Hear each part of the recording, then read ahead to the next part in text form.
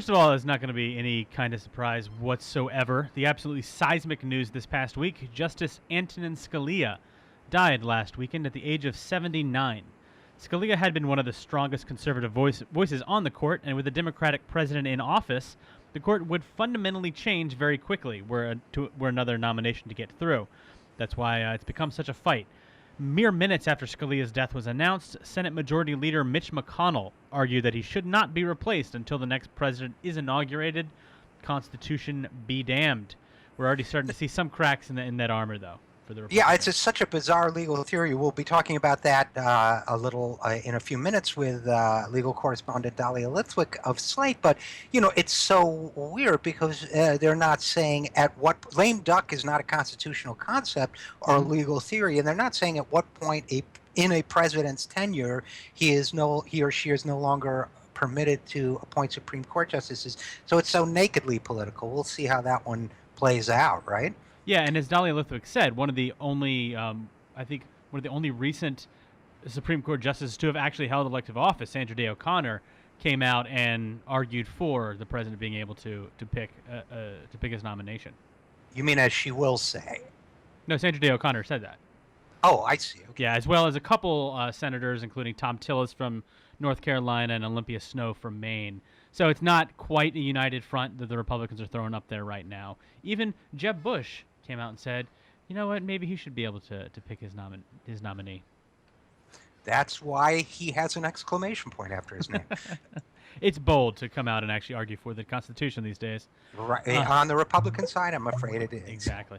Well, among some of the dumber corners of the internet, there were circulating rumors that Scalia was actually murdered, and the current face of the GOP refused to beat those rumors down.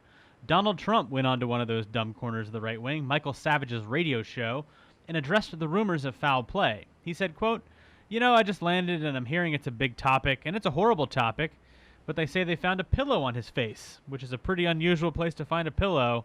I can't tell you what, I can't give you an answer. Yeah, Donald Trump is more accustomed to pillows being on the top of his head.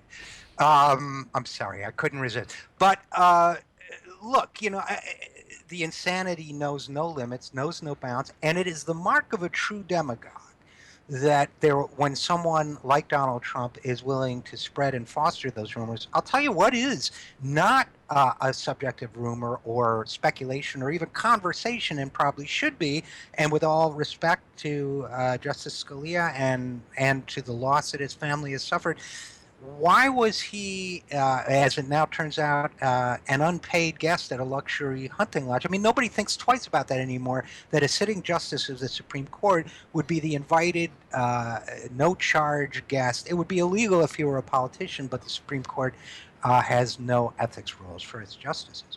And he was at that resort with someone who had business before the court, from what I understand. That's what I've read, Yeah. and again, any death of a human being is a tragedy, and my sympathies to the family, but that is a question that needs to be asked.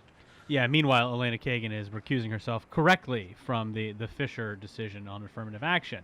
That's how you correctly do ethics, I would guess. Right. Right, as opposed, and of course there are many ethical questions around Clarence Thomas, although again he can't be said to have violated any ethics rules because the Supreme Court literally doesn't have them, but in terms of his wife and her payments and events he's attended to, but that's a subject for another day. Yeah.